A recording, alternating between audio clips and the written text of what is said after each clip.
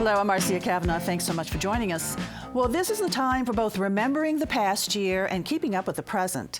We will attempt both tonight as we explore a decision on removing monuments in New Orleans, Bobby Jindal's farewell tour, and new dollar figures in the Irvin Mayfield investigation. Our Future Watch segment reports on what to expect from Uptown Street work during the next year. We'll also rank some of the top stories of the year, both in politics and general news. Joining us are tonight's old acquaintances.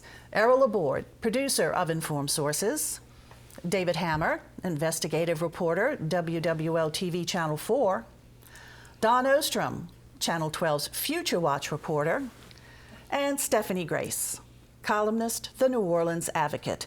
We go over to Stephanie first, and yesterday a decision was reached by New Orleans City Council regarding those monuments. Finally, we think. You know, there could be lawsuits, but at this point, it was a very emotional City Council meeting, really the most emotional I remember since they voted to take down the big public housing projects back after Katrina. Right.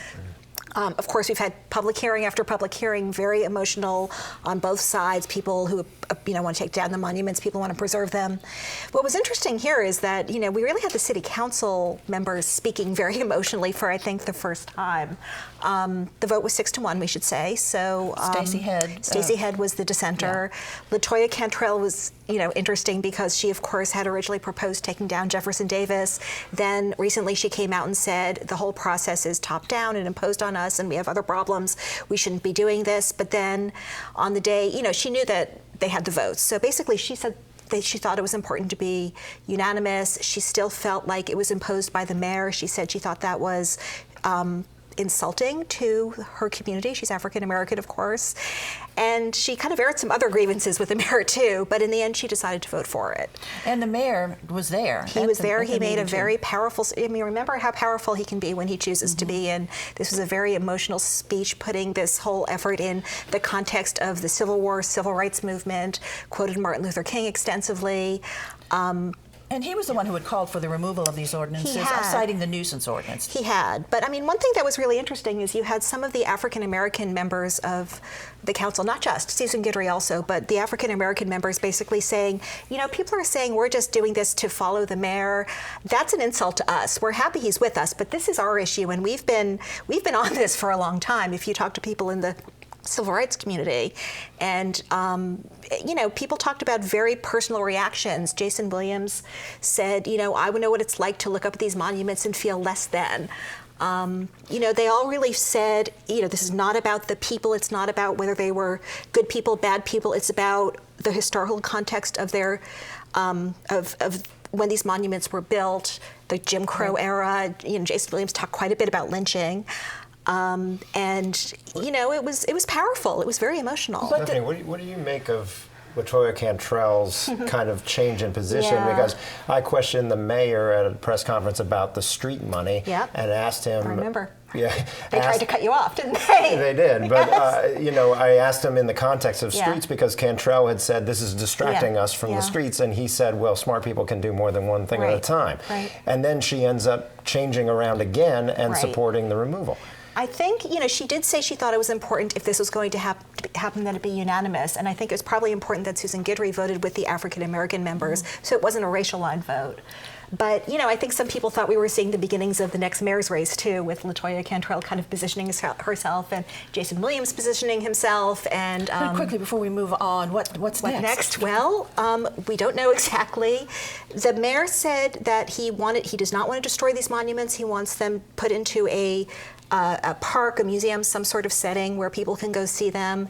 Details, we don't know. Okay. And again, there's this anonymous donor. When they will come down, how much it'll be, where they'll be stored, all of those questions. If there will be lawsuits before that even happens. Monuments will come next. Well, we don't. That's interesting. Stacey Head said to the mayor, "What happens next? Where does this stop?" And he basically said, he took a very long time to answer. He knew he had the votes, and he basically said, "We're both term limited. I won't be mayor. You won't be on the council." To which she said, "Thank you, Jesus." Yes. Okay. All she right. doesn't want to go through this To again. be continued, definitely. All right, let's Yes. go on. Bobby Jindal has been taking his farewell tour. Yes. Where's he been going? What's he been saying? How are people reacting? Well, I think the most interesting thing was he kicked it off in Baton Rouge at the Baton Rouge Press Club, which has events on Mondays at lunchtime. When the governor comes, it's a big deal usually. The place is packed because it's not just reporters, people, TV stations from New Orleans come up if it's a big speaker.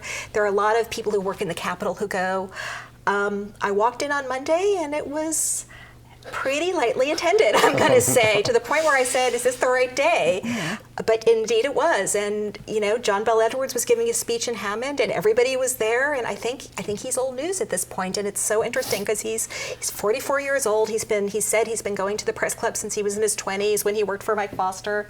This is new and this is different. He does say he's not running for U.S. Senate. Yes, he does say that. What is he saying, though, about his administration? What's his tour saying? What's it touting? Well, he wants to get the last word in. He wants, he went off and he ran for president. That went badly. He had the 20% approval rating. So much of the campaign to replace him was about his failings. He wants people to think it was a success. A success.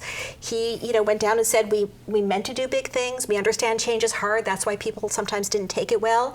But we did what we intended to do. We upended the school system, and we privatized Charity Hospital. We cut taxes. We did all these. We reformed ethics. And of course, the questions that come are, what about the budget? Because that is what everyone's talking about. And he said, we did what we intended to do. We felt like we had to really starve the government in order to grow the private sector. This is what we intended to do. To leave a $1 billion deficit? It seems like it's very strange, but this is his line. It seems like history is going to judge a governor regardless. I mean, some kind of a tour is not going to do it. No. And again, this goodbye tour, I think the message from the low turnout is people have already said goodbye to him. They're on to the next guy, and they're hoping to solve problems. And, to some extent, when you have a new administration, it's always about what didn't happen in the last one. And, these were consequential things he did, privatizing charity hospitals and education. So longer term, I think we maybe look back differently. But right now, we're in crisis mode, and he doesn't really acknowledge that. Come January 11th, his former governor. Yes. Some of those parishes like Cameron and Tinsel are already low turnout in terms of population. There aren't many people living there. So you can imagine what that show's going to be like when he goes down there. Well, he went to a voucher school in New Orleans, and of course that's one of the things he really wants to talk about, the voucher program that allows students to attend private schools on public money. Right. And that's Part of his something education platform. Right, and it's something that John Bell Edwards has said he really would like to scale back. Right. So okay, let's move on over now to David. And you did an update on the Irvin Mayfield story earlier this week, and this is regarding the Library Foundation Board, the No Joe Orchestra, etc. What did you find? Right. Well, back when I broke the story in May, we were saying that at least $863,000 had been paid when Irvin Mayfield and his business partner Ronald Markham were running the Library Foundation, which is a private nonprofit support foundation for the public libraries, and that they paid at least $863,000 over 2 years to the New Orleans Jazz Orchestra, which is another nonprofit which is run by Mayfield and Markham.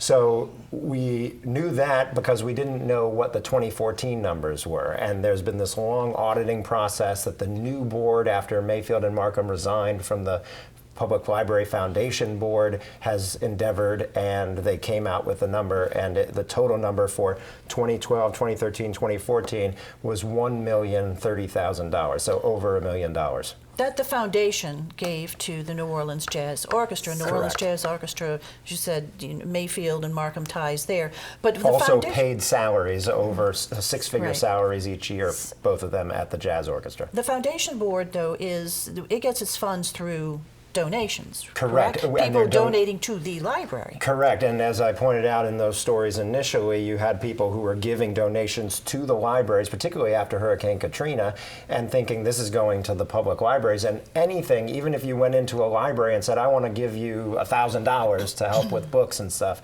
that would actually be funneled through the Library Foundation. So the expectation was that was money going to support the public libraries. And it wasn't until Mayfield was running the Public Library Foundation in 2012, that there was a vote to actually change the mission of the Library Foundation to expand it beyond just supporting the public libraries. Your initial stories, I think, there was some argument that they were installing some library functions at NoJo, and it sounds like maybe they've backed off of that a little. Is that? Well, they've sent mixed messages. The money was specifically earmarked to this $10 million New Orleans jazz market that's on Aretha Castle Haley Boulevard.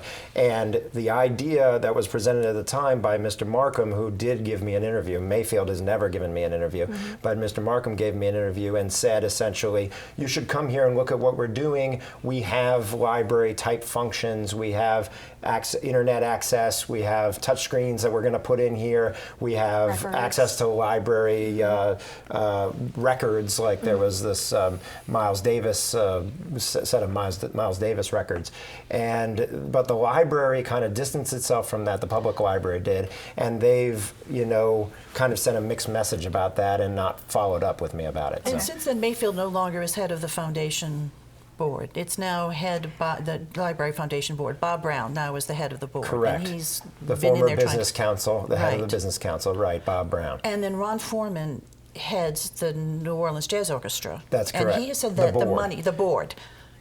He has said that the money would be returned to the foundation. What's happening with that? Well, we don't know exactly. When I first reported this, he promised, and the board voted, the Jazz Orchestra board voted to give the money back. But since then, we've been waiting for what the actual number was, and apparently there's a dispute on this $1,030,000 number, but the Jazz Orchestra won't tell me what that number is that they have. And there's no specific agreement in place, and that's what Mr. Brown says they're now working on. Was there no one on the Jazz Orchestra board along the way saying, wait guys, where's this money coming from? Like, these are great donations, but where's it coming from? Correct, there wasn't. And that's one of the things that Foreman has often said. And interestingly, Ron Foreman's son, Dan Foreman, was on the Library Foundation at the time, the Library Foundation board that voted, and there's dispute about what they really agreed on when Mayfield was leading the way in terms of paying the Jazz Orchestra. Investigations going on in this? There is a federal criminal investigation. It was confirmed to me in this last story that subpoenas were served on the Library Foundation before the new board took over. Nothing since then, and I have nothing new to report on where that investigation is. Okay, so we're just waiting to see if monies are going to be reimbursed and how much. Correct. Okay, David, thanks. Okay, over to Dawn now. Future Watch. Uptown Street work. It Keep continues. taking your Excedrin, because the headache is not getting any better. This is the project, the SELA projects, or the Southeast Louisiana Flood Prevention Projects, that are a joint project between the Army Corps of Engineers and the Sewerage and Water Board. The projects themselves have been in the works and ongoing since the 1990s. The big projects now, 7 of which are underway, really started back in 2012. And some have finished. Some along Claiborne Avenue have finished. There are still 2 on Claiborne underway, 2 on Jefferson, 2 on Napoleon, and 1 on Louisiana. And over the course of the next 2.5 years, they will all wrap up. But it's going to be 2.5 years before they all wrap up. It seems like forever. This is a project, I know Errol loves this analogy, but where they are building big box culverts under these large roads. In many cases, the big box that will funnel out water is big enough to drive a bus through. Wow. It's a huge amount of moving lines and pipes and everything, and building underground and then rebuilding roadways. The beauty, so we hope, in the end, is that not only will there be better drainage, but the roadways will be repaired and better than they were before as well. So you might have smooth sailing uptown for a little while. It's going to be interesting to see how this melds with the $2 billion that just came in There's for $2 the rest of billion this coming in for the city. In all of the monument hoopla that happened this week, the city communications department was not real good about getting back in touch on things like street projects. But as for the SELA projects, the Napoleon from Claiborne to St. Charles is 93% complete. That should be done in February or March of next year. The one on Napoleon from St. Charles to Constance end of next year or early 2017, so we're still a ways out on that. Napoleon, they're going to do the same thing. Everybody wants to know about Mardi Gras too. Same thing as last year. All the equipment will be moved into the neutral ground and packed up as tightly as possible, and there will be some space for people to stand. In fact, more than there was last year, because more of that project is finished than there was before. So it's still a headache, but the headache is getting better. Jefferson Avenue, the Claiborne to Dryads portion of that is a newer project, and that one won't end till end of 2017, early 2018. Wow. But the one on Jefferson from Dryads to Constance that includes a portion of Britannia Street should finish next summer. And all of it will be repaved. So anybody who drives around and bumps along on the portion that's open on Jefferson, like there is good news coming. There really kind of is. But then, as you said, David, the city's going to get started on $2 billion of work, and that's going to be all over. That's the secondary streets, not the main streets. This is it for these big projects. There isn't another one on the horizon. Uptown for Sela. There's one coming in Algiers that's in a planning phase that may happen next if the funding comes in. But as for Southeast Louisiana flood prevention, Army Corps of Engineers projects uptown, once we see these projects wrap, which the latest of which would be Louisiana, South Claiborne to Constance in the spring of 2018, that's it. How about the street lighting? I know when they were doing the streetcar repairs, a lot of the lights were out. Are they back, or does it just seem dark? The city has changed out the bulbs to all the LED bulbs, and they are supposedly better. They last longer. They're cheaper. I think, and several people I've spoken to think they're much darker. They don't provide. Their light is not as bright. It casts a different kind of glow. It's supposedly a safer light and a longer lasting light, but I agree with you. I don't think the city is as light as it once was when they were working. Okay, we are now going to take a look at what has happened over this past year as we're coming to close to the end of the year. And first are going to be our top political stories of the year. And of course, we go to Stephanie for that. Yes. So are we going to put them up? Yeah, we're going to put up her top stories, her top 5 political stories. The monuments. There we go. The monuments. Let's just start there, because this has taken over everything. As Don just said, this is what everyone in New Orleans is talking about. This is what people outside New Orleans are talking about. It's overshadowing this $2 billion announcement about street work, the firefighter settlement, the good news, also the bad news about crime to some extent. And it's really kind of Mitch Landrieu's public profile at this point. Number 4 would be changing of the guard in the suburbs.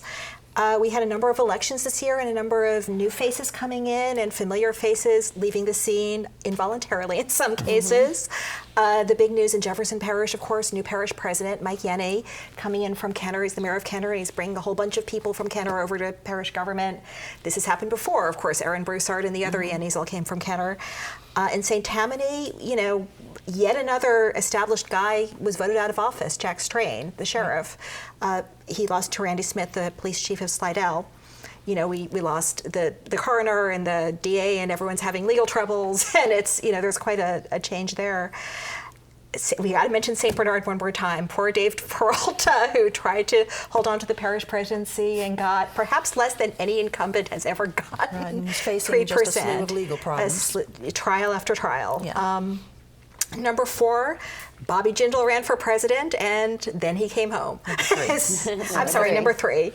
It's been building. This has been building for years and years. He finally announced in June, and by this fall, he was done. And of course, this term, we didn't see much of him at all because of his presidential. Exactly. So, number 2, connected to this, the end of the era in which Bobby Jindal and David Vitter have really dominated state politics. The Republican Party in the state, which is the dominant party, and really they've just been the 2 figures who have, controlled, set the tone and helped other people get elected and really probably turned Louisiana into a more partisan place than it's been in the past. Yeah. And now that both of them are leaving office, David Vitter has 1 more year, he won't run for re-election, Bobby Jindal's leaving in January, it's not really clear who's next. I mean, John Bell Edwards, of course, will be the dominant Democrat, but on the Republican side, I think there is a little bit of a void of leadership, so that's going to be interesting to watch. And of course, number one is John Bell Edwards. We have a new governor, and he's a Democrat, and he is inheriting some very big budget problems, but he's kind of a rising star at this point because nobody thought a year ago this would be happening. That we we'd would have be a saying Democrat Governor as Edwards, governor, yeah. and we wouldn't be saying Governor Vitters. So, give him that. He certainly kind of proved his chops in terms of elections. Now he's got to prove his chops in terms of government. governing. Yeah. And facing a legislature that is Republican dominated. Republican dominated. So the first test is really going to be, does he get his choice as Speaker of the House, who's a Democrat from New Orleans, Walt Leger, because some Republicans are saying we have the majority, we should have the Speaker. At this point, it still looks like Walt Leger has the votes. Traditionally in Louisiana, the governor kind of chooses the legislative leadership, which is not a great system in terms of balance of powers, but it also is one of the things that keeps us from being as partisan as Washington. So in that sense, it's a good thing. That's an unwritten rule, right? It is. It's Yeah. not, if people want to look it up and say, how does this happen? It's not written down anywhere. It just happens. Right. So because of the gubernatorial race, not a lot of people are paying attention to the presidential primaries. Yeah. But in March, there's the Louisiana primary. Exactly. Which may or may not get a lot of attention depending on the circumstances. But do you see anybody really getting involved, not as a candidate, but as an organizer or in Louisiana? I mean, what kind of activity is that? Well, one thing that happened recently, Jeb Bush, who is hoping to still be around by March, announced a slate of big name supporters from the establishment wing of the party. Of course, the Louisiana Republican Party itself is really dominated by the much more conservative wing. So, historically, people like Mike Huckabee and Rick Santorum do very well here. So perhaps whoever is in that slot, it's, you don't hear a lot about people kind of having personal connections to Ted Cruz. Ben Carson has been here a number of times, so perhaps him. But it's... Seems like Steve Scalise is going to be the leading is. Republican because he's in the leadership in the House. Sure. And even though you got Right. Cassidy's new, so. And he, on the other hand, he's very focused on national politics. Now, of course, his former aide is Cameron Henry, who is the Republican candidate for House Speaker. So that would, there's a direct line there. Right. Okay, let's go over to Errol right now and take a look at some of the other big stories of the year. When I sat down and pass the paper. when I sat down and started to work out the list, I was thinking of 5 stories in general, but the more I thought about it, is that business stories fuel everything else, that there's just so much because that's where the money flows. So it turns out that 4 of my 5 stories are really business stories. And going in ascending order, number 5, the whole warehouse district in Riverfront, just drive around that area, like around where the Hyatt Hotel is, across the street where, whole South Market District. where the Rouge is, the South Market District. And if you can envision what it was a year ago or 2 years ago, just the development that's going in there. I mean, it is really a booming area, and it's going all the way across to the river. And I think a big moment this past year was when they finally resolved what to do with the World Trade Center. Now that that's in place, barring a few legal technicalities, once that hotel gets up, a Four Seasons hotel, and that whole area is going to take on a different look too. And so that's going to be a real economic engine of the city coming up, and it's in Dawn's neighborhood, right? It sure is. Okay. Sometimes I'm not happy about it. Number 4 is the one thing that's not directly business related, but it's pervasive of everything. Crime. It just doesn't go away. I mean, you can look back. I hate to pinpoint things, but there's that Clifford Drive murder in Metairie, which was shocking because this was a classic murder by stranger. It was somebody. It wasn't a drug deal. It wasn't a passion thing. It was just somebody who walked into somebody's house. We saw the shootings at the Buddy Front playgrounds. The armed robberies at the restaurant. All the armed robberies. Way too many it was just, and so that's the one thing that's just kind of just keeping us back a little bit, more than anything else. Number 3, the ups and downs of the movie industry. I mean, everybody's got stories about films and going somewhere and traffic being blocked, but seeing this star or that star going back, and so it's really booming. Now we're at the point. It used to be when there was a film that was set locally, it was because they were using New Orleans as a backdrop. I mean, you can see New Orleans. Now, a lot of movies they're filmed here. You can't even tell that they're local, just because we have so much of an infrastructure now. The real problem is that we're apparently losing money with all this, with the tax incentives. And so the legislature tried to deal with it. This is something people really deep down inside don't want to get rid of, even if it doesn't make sense financially. And so I think it's going to be a challenge for the future, how to keep that pride that we got with the movie industry, but still have it be less of a drain. Number 2, this is to me, a huge story. I mean, like maybe the biggest story in Louisiana that didn't get any attention. And this is the petrochemical plants that are moving upriver. There's one in particular, a Chinese plant, Huang, which is like $1.86 billion investment in St. James Parish. $1.86 billion goes a long way in St. James Parish. And they're building a huge plant. They're going to specialize in methanol over a period of a few years. They're going to have 3 different facilities. It is the biggest investment ever made for mainland China in Louisiana. And so getting this type of money in Louisiana is a big thing. And this is the product of the state's incentive program, and this may be one thing that worked. And number one, which I think's a huge story, and maybe next year is number one story too, is the whole emerging hospital complex, the University Hospital Complex. We finally saw the university part open. We'll see VA open next year. Yeah, open this past year. Drive along Tulane Avenue, and I mean, from beginning to end, and go down Bank Street, and you can see the impact that it's having. Just driving. I mean, it is a functioning hospital complex now, and still to come is the VA. And so, by this time next year, I mean, this thing should be humming with a lot of people with high-paying medical jobs, going to work in that area. And to me, that's a huge story. It is a tremendous story, and it's such a different landscape now, driving down Tulane and then also Canal, too, because it's on Tulane and Canal. If you haven't been down there in a while, it is really amazing to see. And it's striking, especially at night, because there's some unusual things that they've done with lighting. I mean, it doesn't have a really kind of staid, kind of scary hospital look. Yeah. Okay, let me get you guys now to move on to predictions. Errol. Well, the monument thing, I predict, barring a lawsuit, really quick removal of it. I think the administration is all geared up. They're going to want to get this out, and they're going to move real quickly on it. I mean, within days, maybe. David? I predict we're going to be hearing a lot more about fights over offshore drilling. I've got a story coming out about new safety rules that have already caused a big fight in Washington in the Senate, and we're going to be hearing more about that. All right, Don? I predict, despite the hopes and dreams of many, there will be no Saints in the off-season this year. Dawn. Okay, Stephanie. Okay, we have a Senate race coming up to replace David Vitter, and I'm almost ready to predict, we have so many candidates, I'm almost ready to predict we're going to have those undercard debates the way the national Republicans are, if somebody doesn't figure out a way to get some of them to go away. The kids' table for the kids' Senate table. debate for Louisiana. Okay. Thank you all for being here, and I'm going to wish you and you Merry Christmas, Happy Holidays, Happy New Year, because we will not be here for the next 2 weeks.